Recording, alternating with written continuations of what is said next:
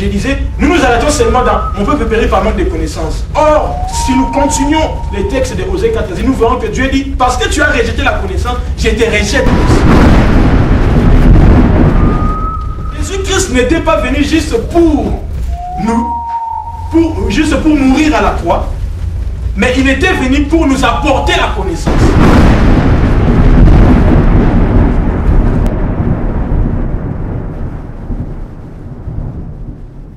Vous avez compris? Dieu a certifié et Dieu a témoigné qu'Abraham est mon ami. J'ai vu maintenant que tu me crains, que tu m'obéis. Quand Abraham a accepté de prendre son fils et de le sacrifier, pas avec un sacrifice ordinaire, mais par l'Holocauste. Et vous savez que l'Holocauste, c'est le sacrifice où l'offrande atteint quoi? Les cendres. Il y a la poussière. Maintenant, Dieu dit à Abraham, donne-moi ton fils, mets-le sur l'Holocauste. En d'autres termes, il faut vraiment qu'il finisse. Mais la Bible dit qu'Abraham a eu confiance en Dieu, qui croyait qu'il pouvait ramener à la vie les morts. Ça, c'est ce qu'on appelle la confiance. La confiance, ce n'est pas quand les choses sont difficiles. La confiance, c'est quand vraiment ça devient presque infiniment possible. Vous me comprenez? C'est cette confiance que Dieu attend de nous. C'est cette confiance que Dieu, cette portion, je répète, en témoignage de ma vie personnelle, cette portion de confiance que Dieu m'a enseigné, a mis dans mon cœur. Amen. Reconduite à la frontière, autorisation de quitter le pays. Il n'y a plus moyen de faire recours même à un avocat. Il n'y en a plus. Parce que j'avais déjà dépassé les délais de moins d'une année et demie. Reconduite à la frontière. Maintenant, tu vis par la foi. Parce que mon juste ne vit pas par sa foi. Tu vis par la foi. Tu crois que ça tiendra. Quand est-ce que tu auras des papiers, tu ne sais pas. Mais tu crois. Ça, c'est ce qu'on appelle la confiance. Dis à ton frère que tu en as besoin. Parle à ton frère, dis que tu en as besoin. Regarde ton frère avec ses beaux yeux. Dis-lui que tu en as besoin. Est-ce qu'on peut dire Amen? Est-ce qu'on peut dire Amen? Mais nous avons besoin de ces choses. Vous savez pourquoi le Saint-Esprit nous dit ça? Parce que nous sommes en train de murmurer derrière le dos de Dieu. Nous sommes en train de voir que le problème. Mais où est Dieu? Si tu dois continuer à voir des problèmes, ta situation te mène, où est Dieu? Pourquoi les gens sont devenus méchants? Pourquoi le cœur de l'homme est devenu tortueux et méchant? Parce qu'il a perdu la foi en Dieu.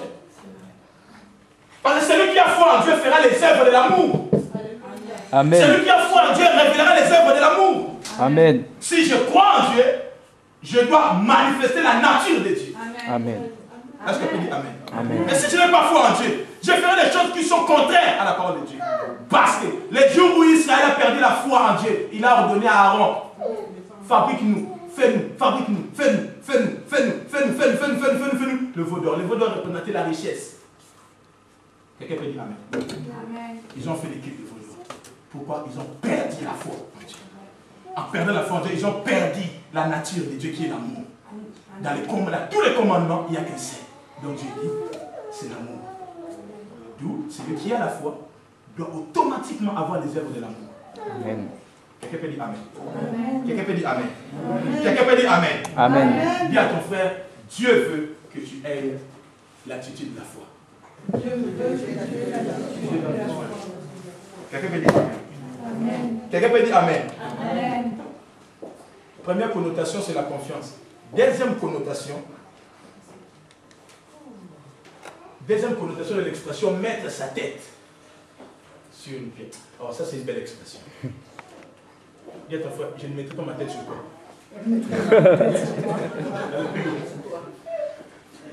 Amen. Amen. Je ne mettrai pas ma tête sur quoi. Le Seigneur est individuel. Je ne mettrai pas ma tête sur quoi. Deuxième connotation, c'est de méditer sur lui. Amen. Quand je mets ma tête sur cette pierre, ça veut aussi dire que je médite sur lui. La méditation t'accède à l'inspiration de Dieu. Et l'inspiration te connecte aux idées de Dieu. Amen. Je répète. La méditation te fait entrer, t'accède, te fait accéder dans l'inspiration de Dieu. Et l'inspiration de Dieu te connecte aux idées de Dieu. Toute personne qui ne médite pas ne peut pas avoir l'inspiration. Et si tu n'as pas l'inspiration, tu ne peux pas comprendre les idées de Dieu. Amen. La méditation, c'est ce que moi j'appelle la pêche aux idées. Donc, je focalise mes pensées, ma conscience, mon être intérieur sur le Seigneur pour comprendre qu'est-ce que Dieu veut que je fasse. Et en fait, c'est comme je vais au bord de lac, je suis en train de jeter. Vous comprenez? C'est ça. Donc, mon esprit est en train de jeter ce qu'on appelle la maison. Refou. Je jette. En jetant, pouf, Dieu me révèle. Bah, regarde ce que je veux que tu fasses. Regarde ce que je veux que tu fasses. Beaucoup de chrétiens ont perdu la force de la méditation. J'aime cet homme Isaac, un homme qui médite. Et Genèse chapitre 24, verset 63. Dans Genèse chapitre 24, verset 63, la Bible dit dans Genèse 24, 63, Isaac alla dans les champs pour méditer. Il est là pour faire quoi? Pas méditation transcendantale ou yoga. Ou des yoga. Méditation avec Dieu. Il alla dans les champs. Bien aimé, cet enseignement est riche. Amen. Ça vaut la peine qu'après que je sois béni dans le fond du café. Donc, la méditation t'accède dans l'inspiration de Dieu. Et l'inspiration de Dieu te connecte aux idées de Dieu. Amen.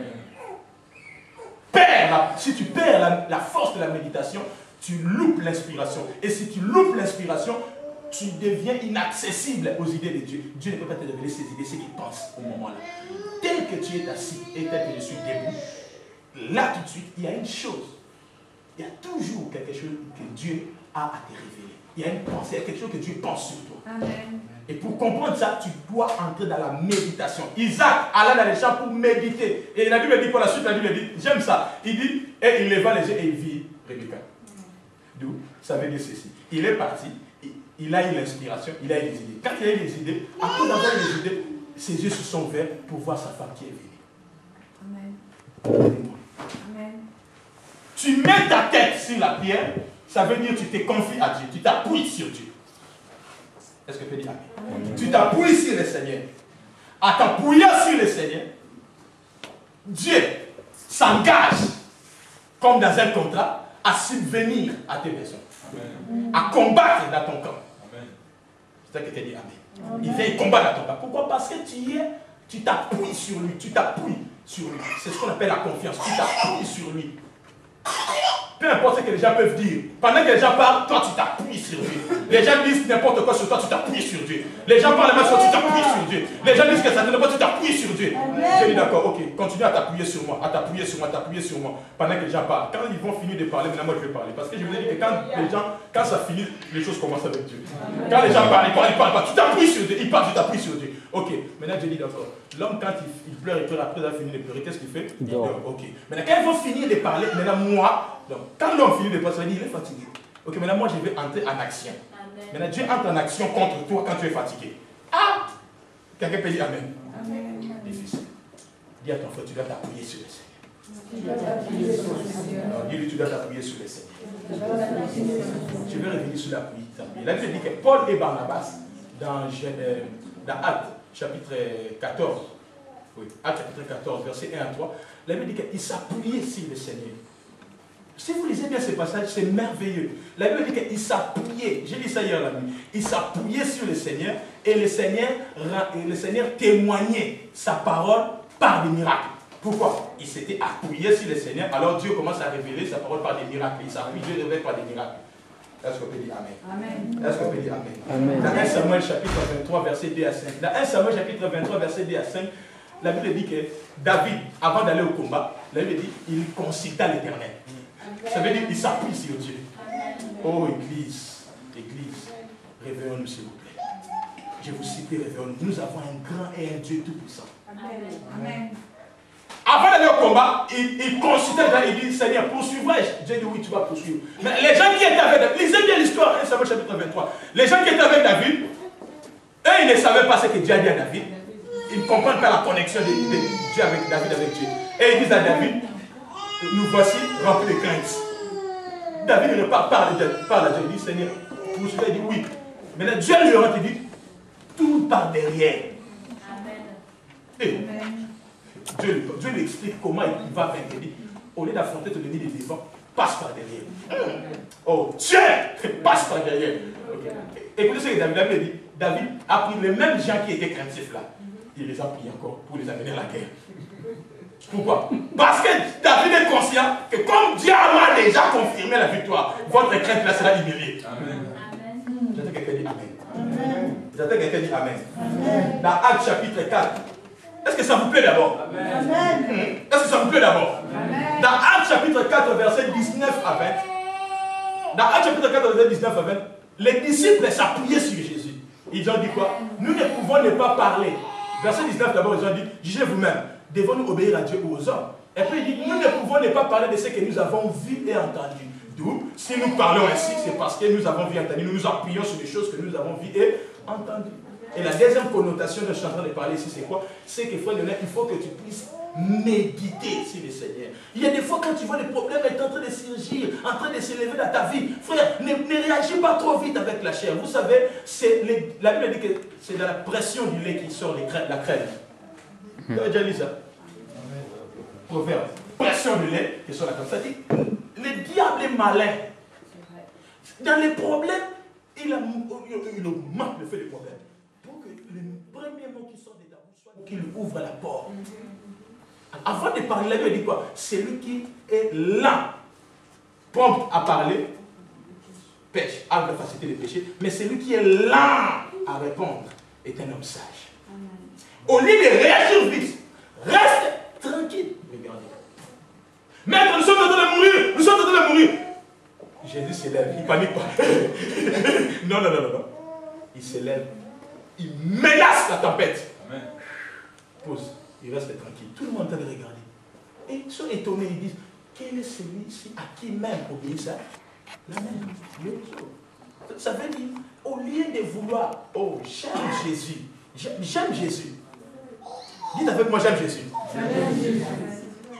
Si tu aimes vraiment Jésus, sans l'esprit de sorcellerie, dis j'aime Jésus. J'aime Jésus. Alléluia. Il menace la tempête. Au lieu de réagir vite, reste posé. Amen. Cherche l'esprit dans le fond de ton intérieur. Une voix sortira. Amen. Et ne dis rien. Exact. Amen. Amen. On te dit.